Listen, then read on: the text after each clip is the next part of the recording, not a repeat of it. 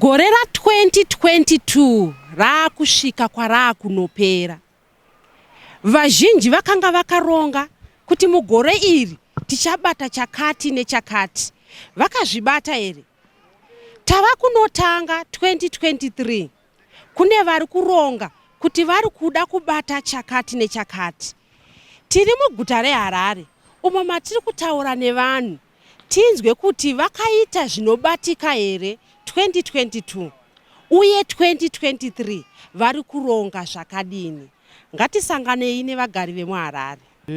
Chandinogona kuda kutaura ndechekuti maorganization anomirira kodzero dzevanhu kana kuti mabazi anomirira mapensioners havasi kuita basa nemazvo. Nekuda kwekuti ndichitarisa ndichasenza ndichienda kubasa, mari yandaihora kubva 81 kusvika 97 ndo pakadhakwa mari. Kusvika izvozvi mari iyoyo haikwanisi kutenga mombe, mari iyoyo haigona kuriritira mhuri, mari iyoyo haigona kuti kuna uchazvara igozoriritira futi wana. Saka ndinongoda kuti nditi vanoona nezvemapensioners waitewo research kuona kuti munhu angararame sei. Nekuti pandaishanda ndaifunga ndikasvika papension pazvo zvinhu zvangu zvaita. Ndaizama nepese kuti ndisvike papension ndikasvika. Asi ndiri kuona kuti zvinezvi vanhu vanoona nezvemapensions vaone kuti vangaite sei vaupgrade, ndekuti hakuna munhu asingazorori kana basa rake radini. Zvine nguva kazvinhu zveuniform. Munhu kana wakashanda andi macontribution awaibatirwa. Saka chinozotadza kuti zvinacho zvigadziriswe chii. Asi ndichitarisa kubva ndichiri kubasa 81 kusvika 97 ndo pakadhakwa mari. Kusvika izvozvi handizoti tichagadzirika here kana zvinofamba sei. Kwandiri vanga rakaoma 2022 anga akaoma, zvinhu zvamusina musi, mari yacho haisi kuwanikwa. Hanina hangu pagore kana ndichinyanyonamata, ndinonyanyonamatira upenyu neutano. Zvimwe ishuwiro yemwoyo wangu zvekuti unozoti dai ndazovakawo kamba kangu kana dai ndazodii, inenge iri shuwiro yemwoyo wako. Unoudza Mwari pati chikuru kunamatira upenyu neutano. Nevasikana vechidiki panapa, gore ra2022 ranga rakamira sei gore ra2022?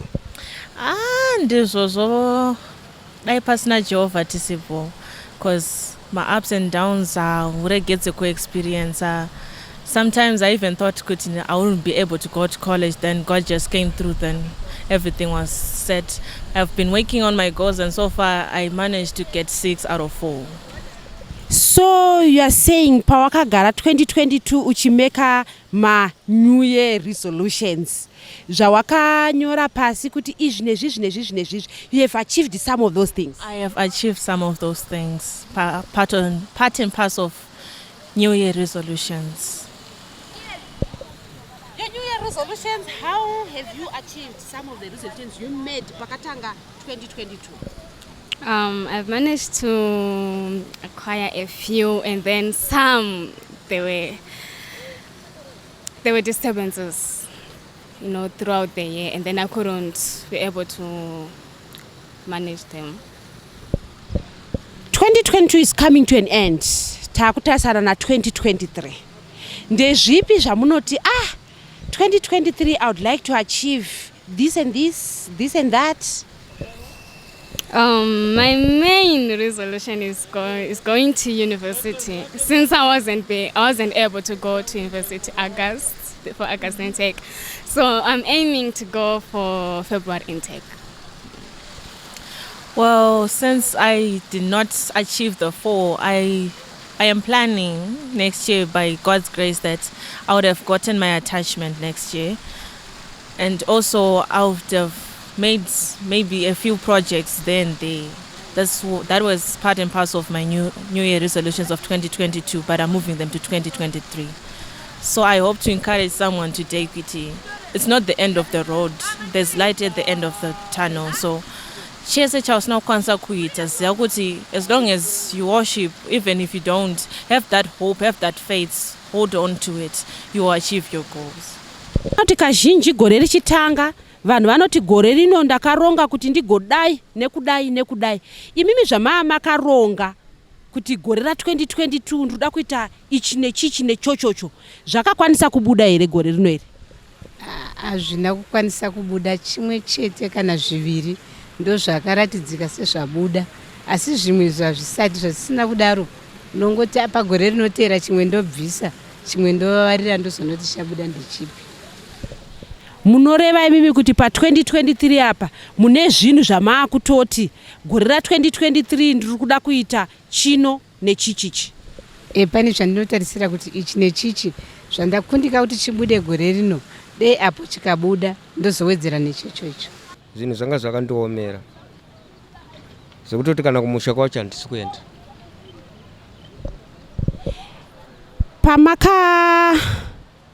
Pakatanga gore ra2022 mune here zvekuti mai makati pasi zviya zvinonzi nevanhu new year resolutions, tongonzwa kuti kutanga kwegore torai mapepa munyore pasi zvamuda kuita gore rino here? Imimi munazvo here zvamaa makati 2022 ndoda kuitawo chakati nechakati? Zviripo zvandaitoshuvira asi hazvina kukwanisika nokuda kuti zvimwe zvacho mari haisi kubatika zvekumhanya.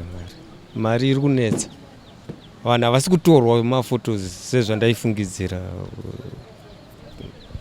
Gore ratinoda kupinda ra2023 mune here zvamuri kuti mimi pagore ra2023 ndikuda kuzongowo ndaitawo icho nechichocho chinobatika?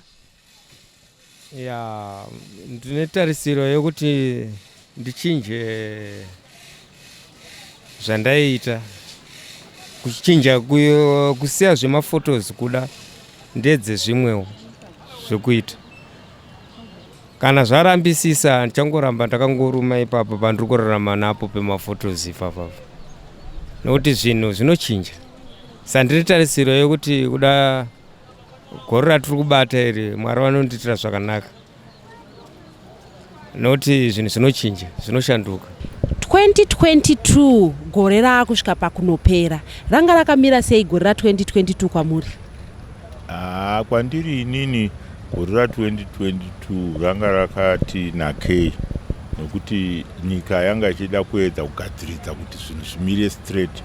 Takambonetseka panyaya yemari ichingokwira ichingodii, asi kuti pazvakazongoti gadzikwe ezvino takuonawo kuti kana uine mari yako unongo uine mari yako, pasina munhu anokubira, pasina munhu anoita sei, because muroad mese makangozara vanhu vangachingotengesa mari zvanga zvichitorwadza. Avawo vamwe futi vanenge vachiita zvavanoita mamshika zvingotwa zvazvinoita pasina order. Saka izvino sehurumende iri kuedza kupa order, inini ndakafara chaizvo 2022 zvai zvakaoma apa neapa sezvakaita nemari yaimbonetsewo zvichingodarowo, asi kuti munhu ukashanda wega nesimba rako unogona kuona kuti zvinenge zvakanaka. Pakatanga gore ra2022 mune here zvamanga makanyora pasi imimi kana kuti zvamaa makaronga kuti mugore ra2022 ndikuda kuzenge ndaita chino nechichichi?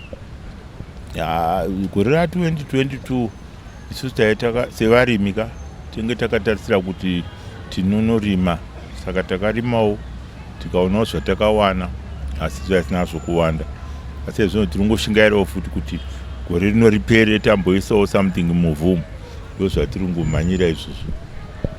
2023 takuda kutodongorera muna 2023 mune here zvamakaronga kuti 2023 akuuya ndikuda kuzenge ndaita icho nechichichi nechimwe ichi nechichocho?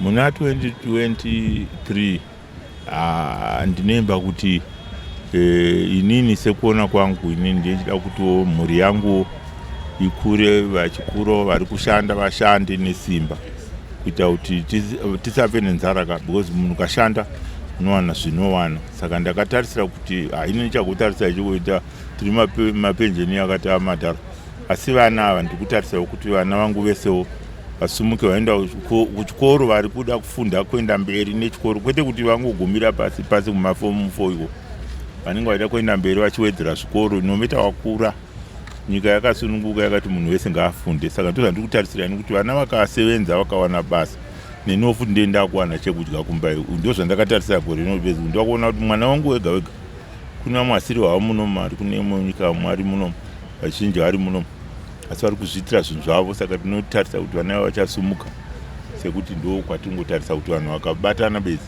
tikangoita family ikabatana chete vana vanosumuka. Zvavanenge vachida kuita vanochivha. Zvakangoshuwira kuti vana dai vangu vachivha zvavakanangana nazvo. 2022 gore rakusvika pakunopera takuripendera. Ranga rakamira sei gore ri? Inini semarongero andange ndakaita nemhuri nemaonero andakaita, aiwa Mwari akandichengeta ende dai uchinzi gore ramangwana futi zvaramba zvakadarika toramba takangobooster urongwa hunenge uchingonzi mbichana kwete kumanya. Ranga rakamira sei 2022 gore? 2022 igore ranga rakati omei nekuti mari haisi kunyatsobatika mune zvakanaka, asi ndongotenda Mwari kuti tiri kurarama. Mwari ari kutipa zvikwanisiro zvatinokwana nemhuri panguva iyoyo, asi igore ranga rakati omei zvaro. Asi tongonamata dai Mwari pagore ratiri kupindira anowanika nosunungura mbichana tawanika tikawana mari zvinhu zvedu zvinofamba mune zvakanaka. Vechidiki ndimi munowanzonyora pasi parinotanga new year resolutions. Zvamama makanyora imi pamaresolutions zvakabuda here? Ewa, ndinoda kungotenda Mwari kuti zvese zvandakashuwira kuti zviitike gore rinori Mwari vari kuda kuzvizadzisa. Ende ndikutasira kuti zvirambe zvichizadziswa sekudaro seshuwiro yangu kuti nyasha dzirambe dzichidurikira ngaa kumhuri ngaa mukati meupenyu hwangu zvirambe zvichingopafadzwa naMwari zvakadaro. 2023 tauda kutodongorera muna 2023 mune here zvamuri kuti imimi 2023 ndoda kuzengenda zvichida ndatenga kamombe kangu kana mbudzi yangu kuti ndatenga chimuchovha changu ndichipiringishanawo nevamwe mumugwagwa? Ipapo uri kutaura mwanasikana nokuti takamira takadai handiyo uri kuona kunze kwakamira zvakaipa, asi tichambotry by all means kuti tione nemhuri kuti tingazvitseketudze sei. Tisanyanyoda kukudza zvimwe zvinhu zvatingave tinowesta mari yakawanda, asi chokutanga ndechekuti vana vanofanira kuenda kuzvikoro. Chikafu havafanira kutozoita kunge vane kwazvo handi. Saka tinofanira kuti chikafu vana vachienda kuzvikoro handidi, mhuri nemhuri ichibva yangofarawo nokuti no Mwari angati ari kutichengeta. Especially ndinototenda una Mwari nokuti panguva inoyi pane unenge uchingofamba uchitarisirwa pasi motikari ichauya zvayo hatirambe, asi nekuchengetwa kwaMwari zvinoda kuitwa mbichana zvako uchidi uchienda kumhanya handiko kusvika.